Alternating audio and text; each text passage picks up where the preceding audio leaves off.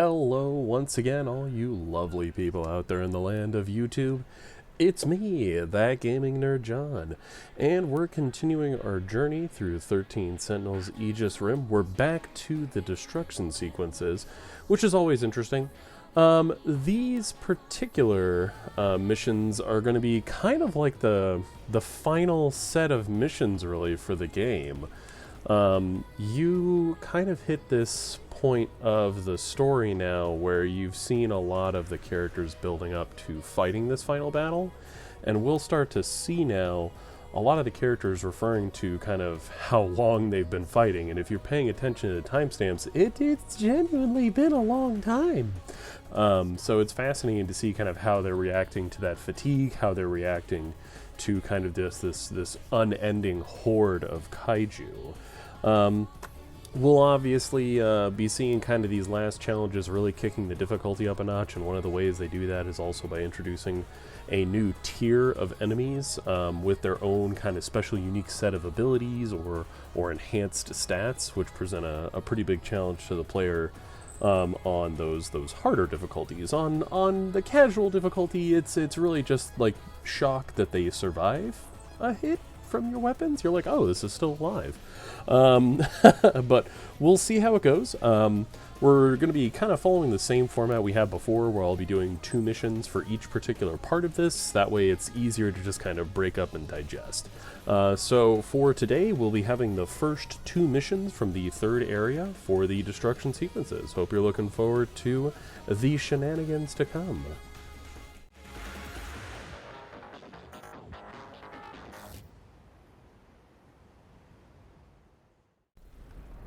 Alright, so really kind of jumping into it, the first mission is going to be just against hordes of, like it mentioned there, G-molars and drillflies.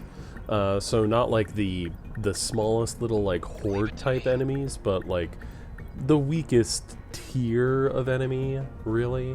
Have to have Ogata and Kisaragi on the team, so you're going to have, you know, a decent Gen 1 and Gen 3 presence there. For this particular mission, and each of them brings something useful to the team, as we'll see. Look, Nutchan, the Cultural Science Museum. We went there on a field trip once. Oh yeah, an elementary school. Man, that takes me back. I hope it's still standing after all this. Sometimes that's all it takes, huh? Just give us some magnets and levers to mess with, and we're happy. Huh. Did you forget, Nanji-kun? That was where you proposed to me. What? Yeah, said you'd protect me forever. Oh, back in 2nd grade? He said that to me, too. Oh, really? Well, Casanova, exactly how many girls have you proposed to? What? Hey, I didn't mean it like that. Look, it was 2nd grade. I didn't know shit. I just wanted to be a hero. Protect everybody. Daimo signatures. They're coming. Perfect. Now I get to prove it.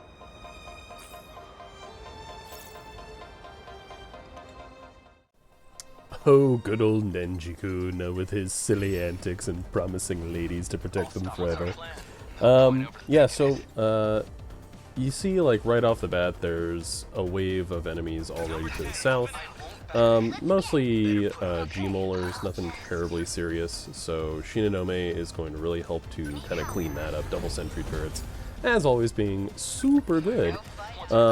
We've got, not sure why I would do Mega Railgun there, probably just scouting out. Yeah! That's a little overkill. Super large missile will definitely clear that field out. Yeah, as it do. One of the things I noticed while watching through this again is that while I have Shield Matrix and Amaguchi, I almost never use it. And like genuinely on normal and hard difficulty, it's almost a prerequisite, especially on hard. It's almost a prerequisite to just like first action Amaguchi Shield Matrix, just to like make sure everybody's got that extra health. It's just absolutely useful. Another double sentries, just throw them everywhere, you know, keeping the battlefield in check here.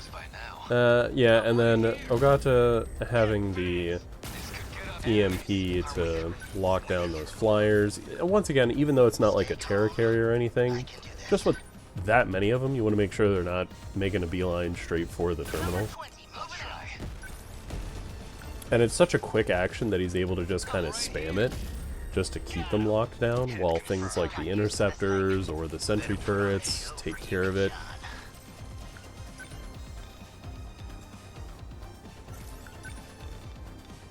And it's interesting that I decided to go with multi-lock missile there, because while just the quantity of them is enough to really chow through most of those guys, it would have been, yeah, see, because I could have had Takamiya go in there with multi-lock missile and then had Amaguchi just do the pulse laser to kind of clean up, but now there's like this one stray guy there. A little inefficient. Feels bad. Because you really don't want to waste like your Gen 3s just because they have so much firepower. Like, don't waste it on that. Apsos unit, kill it. It's funny because like not even the high quad is what got my attention there. It was clearly that Apsos unit, and I was just like, yeah, that has to die. Because those guys suck. Just them being able to basically do their own shield matrix on their guys is bad. And the healing factor too with the nano repair, because they can also do like a repair function, which is not great. More sentry guns, because you can never have enough. Creating a grid of laser light death is always a good thing. Ogata's just kind of chilling there. There's enemies coming. He'll be useful before long. It's really just a matter of being like, when are they here? Getting our folks into kind of position there. Already scouting around. Long range missile, probably sufficient, but again, just taking a look at options. Oh good, I decided not to go with the absolutely unnecessary super large missile.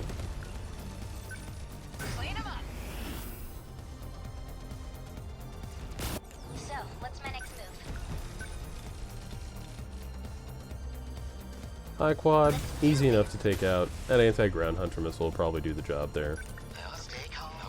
Then we've got Ogata. It's unfortunate because I should have actually really pulled him back just a little, because now he's not going to get all those enemies. But it's fine. We got plenty of options. We've already got a bunch of interceptors flying around. We've already got, you know, a couple of turrets over there. They'll probably be able to take care of it. Shouldn't be terribly difficult. And then, not sure. Yeah, I think that's probably the best call there, because we've already knocked them onto the ground, so now the anti-ground hunter missiles there will actually do some good work. And then, try as I might, reading is hard. I didn't realize that was a drill fly there, so I tried to demolish or blade it because I just didn't like them, I guess. But those sentry guns took care of that problem. Yeah, leg spike, that's also going to be kind of like a bread and butter move here, especially for our Gen 4s coming up. Because we're going to be encountering a lot of big targets here later on, and just making sure that they've got that already in their kit. It's not a bad thing.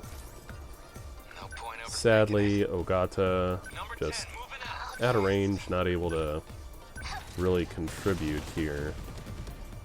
Yes, let's get Termination of enemy signals confirmed.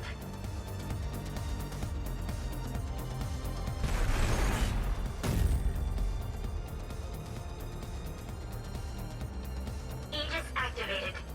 Terminal closure complete. Surrounding 2-kilometer area now fully secure. Ending tactical analysis. Well, so much for that museum. All the old pieces of our daily lives are getting left behind. I feel bad for saying it, but it's kind of hard to focus on being sad when I'm this hungry. That's only fair. We've been fighting these monsters non-stop since sundown. If I could have anything, well, I was hoping I could enjoy hamburger again someday. Once this is all over, I'll make as much as you want. Sounds good. Am I still invited to this? Of course. Guess I'd better stay alive then. Wouldn't want to miss it. I guess we did it. So yeah, that pretty much mops that up. You've got that little heartwarming scene there with Miura talking about having hamburger once again, and kind of the rest of the group reminiscing about the lost science museum. Good old MVP here, unsurprisingly, Shinonome. When you just litter the battlefield with turrets, you're gonna win, turns out. That'll be less effective against certain enemies down the road because they'll actually have, like, the capacity to stun, like interceptors and turrets, so something to be aware of down the road. We'll point it out when we get there. That pretty much cleared it up for that map. Yeah, it's nothing really terribly challenging at first. Next wave, it's going to be hordes of various ground units, and sad times, having to reset that freaking bonus counter there breaks my heart. 13 consecutive battles, that bonus, man. So much for power leveling my characters even more insanely than they already were. Sometimes you just can't win it. Yeah, so Shinonome, Goto on the team. Cool, well, we'll be diving right on in.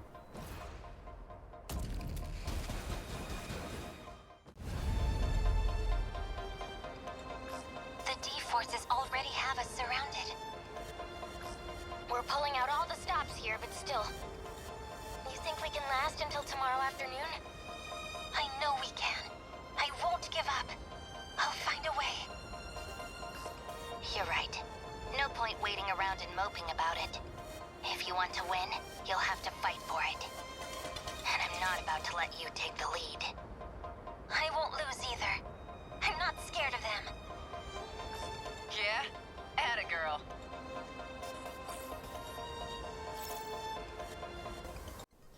Yeah, so getting to have that nice little gal pal pep talk there was pretty sweet.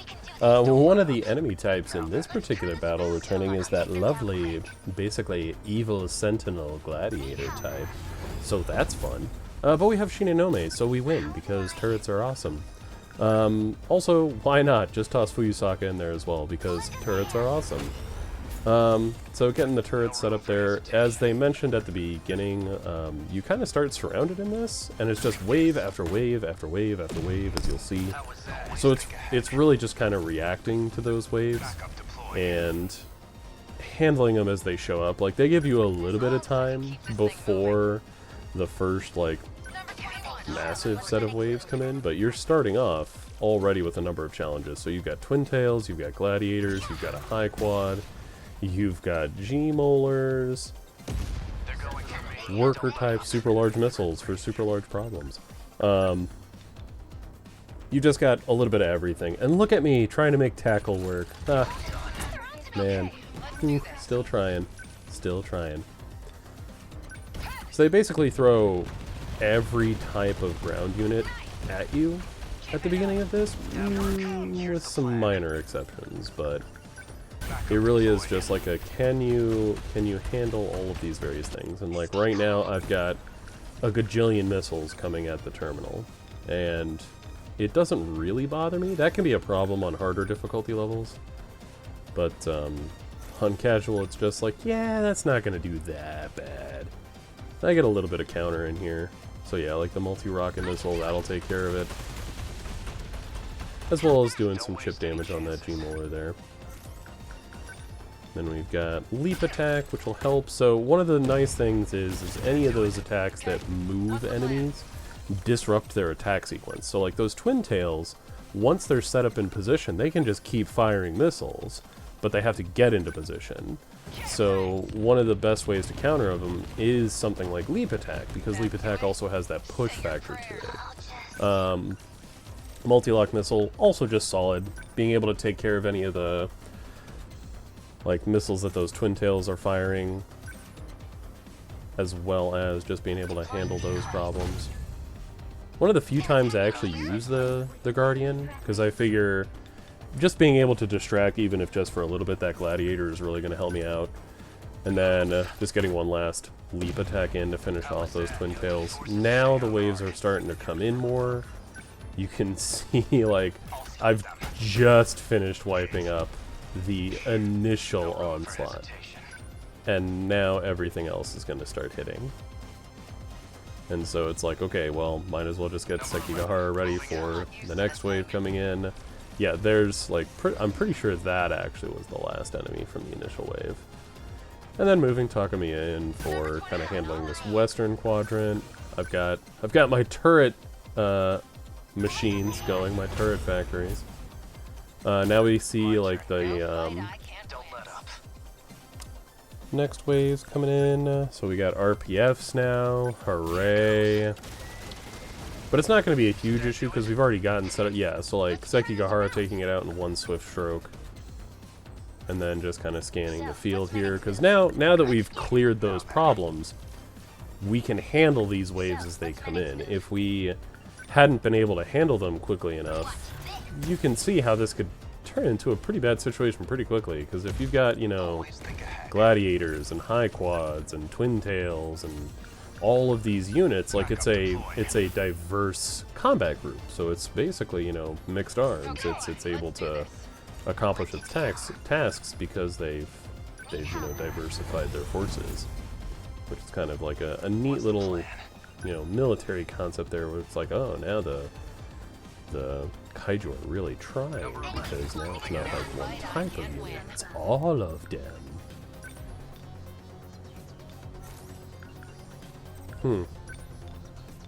Yeah, that's a tough call. Like, multi-missiles would work, convergent laser would be a good one too, just to kind of take out a few of those little guys. And then just, why not throw more sentry turrets down? More turrets and more turrets and more turrets and more turrets. We've got Goto ready to go, but he doesn't have enough for interceptors, dang it! But that's fine. We don't really need interceptors here. Yeah, so there was an Apsos unit there, so that's why I did the convergent laser, because that was just focus fire on it. Locking him down with the EMP attractor. That'll also kind of lock down that gladiator so that it isn't able to move anywhere, and now it's kind of in these crosshairs of all of these. Oh, and an RPF. Yeah, kind of forgot. A small detail, just that giant kaiju there. Those gladiators, man, though, man, they can really screw you up. Then just to kind of reinforce that point, I have Fuyusaka technically slow it down, but then, well, that pretty much takes care of that. So, really just kind of prioritizing targets, getting your defenses in place, like the turrets and the interceptors, having those options there, especially with those larger enemy types, to make sure you can handle all of those things. Really key for this particular one. And just reacting, yeah, reacting to the waves as they come in. That's pretty much it. And now it's going to be a few more waves here. I think this is probably the last, like, trio of enemies. Yeah, so just kind of seeing what's happening there. Okay, what's the plan? I can keep this thing moving. And then, yeah, making the judgment call. So, like, the anti-ground hunter missile is going to be better against that high quad. Multi-missile, better against a horde of enemies. And then noticing the gladiator there, so utilizing those abilities to take it down. Ah, maybe that wasn't the last wave.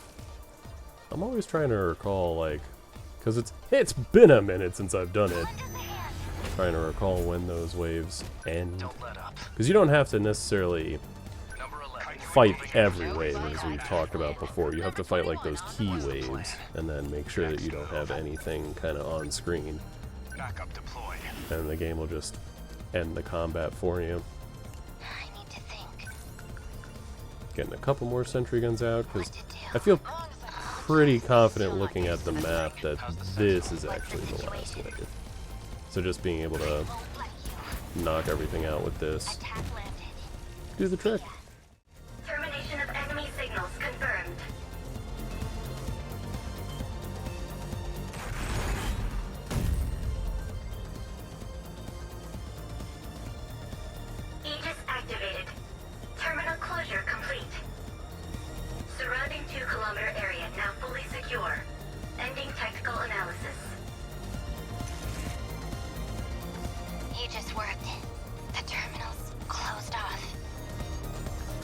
What's wrong, Ryoko? Are you alright? You're not hurt somewhere, are you? No, just tired, that's all. Hey, don't try to cozy up to Ryoko-san. She's not your girlfriend anymore. Wait, Gojo-senpai and Shinonome-senpai dated? I fail to see how that's relevant, Sekigahara. Yes. For about half a year during middle school. We split before we graduated. But why? I don't remember. It was her idea, and so was the breakup, though I couldn't tell you the reason. My guess is you were the reason. The point is, stop bothering Ryoko-san. Akun. We did it. So, kind of an entertaining way to end that mission there. I love that little tidbit of lore where you find out about Ryoko and Goto dating in middle school. Adorable. Kisaragi MVP because she's got super large missiles. Even with all those turrets, they still did strong work there. Yeah, those missions pretty much kind of a taste of what's to come. So you're seeing a lot of these missions where they're setting you up at the beginning to be surrounded by enemies. It's a much more diverse enemy type. And there's much more of those like upgraded, that blue tier of enemy, so that you're not able to just simply spam like whatever your best option is per se. On casual, you still kind of can get away with it. But later on, especially in normal and absolutely in hard, you really can't get away with that kind of thing. You have to be a lot more tactical with your loadouts and having kind of an understanding of what works against those armored units so that you can counter their strategies. Being able to have, you know, a certain type of Sentinel collection, if you will, between the different generations to handle all of those different problems is really great stuff. So we'll be continuing along for the next set of missions. I hope you are looking forward to it. And if you are looking forward to more rampant destruction, then go ahead and hit that like and subscribe button, because that's how YouTube will let you know that that's coming your way. Or something.